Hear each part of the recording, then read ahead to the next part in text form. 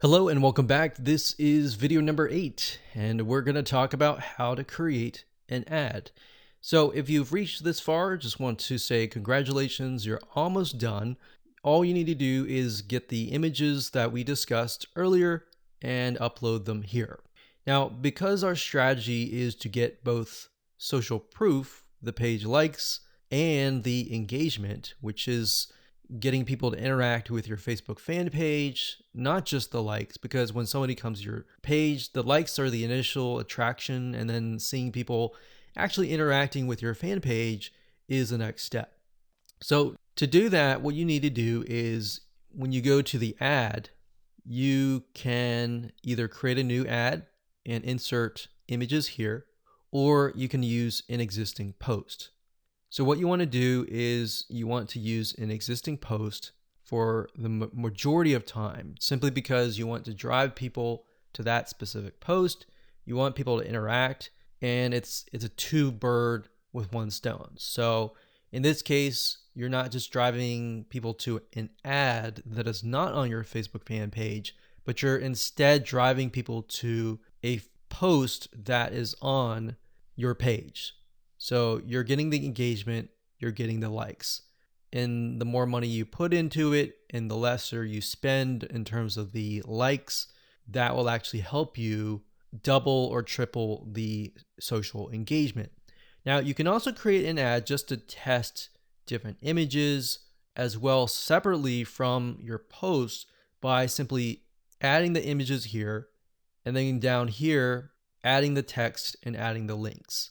Now, remember, because we are simply sending people to images with quotes on them, the text that you might want to add is something like this, like, hey, if you like a specific hobby, then our community is filled with people just like you, and you're welcome to join. So something of that nature, non-threatening, non-direct. It builds a little bit curiosity and gets them to like. That's the goal, is not to include too much information, but just enough to get people to come, interact, and like your page. Now, what's nice about Facebook is when you enter a bunch of ads. So let's say we enter 5 different images or 4 different images. So we can test 2 to 2 against each other. If we got 4 images, 4 text, 4 links, what Facebook will do is it'll actually rotate them.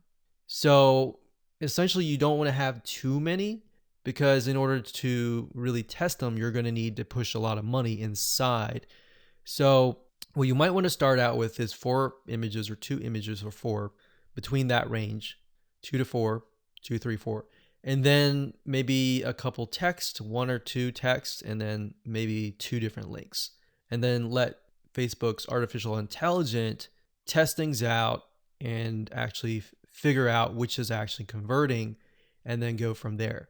Once you've figured out what is converting, let's say out of the different ads of 4 different images, let's say you got 1, 2, 3, 4, and then 2 of them are doing really well, but then 2 of them are costing $1 a like.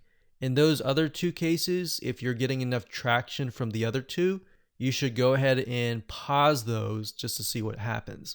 Now, you want to run them at least for 48 to 72 hours so that you allow Facebook's algorithm to adjust. Because a lot of times you're not going to see results immediately. Sometimes you will, but different scenarios are going to be different. So that's pretty much it. So as a recap, add the images here, add the text, add the links, click continue, and then your Facebook ad will get approved. Now, bear in mind that if you're beginning and you're just getting started, it's going to take a lot longer to get approved. But as you get more likes, like your likes go up to 10 or 20,000, and you begin to run more ads and you spend more money, then your reputation will go up and then your ads will get approved. Now, that's not a guarantee because no one really officially knows, but this is just based on tests. All right, so I hope you enjoyed that. Just keep it simple and apply it, and there you go.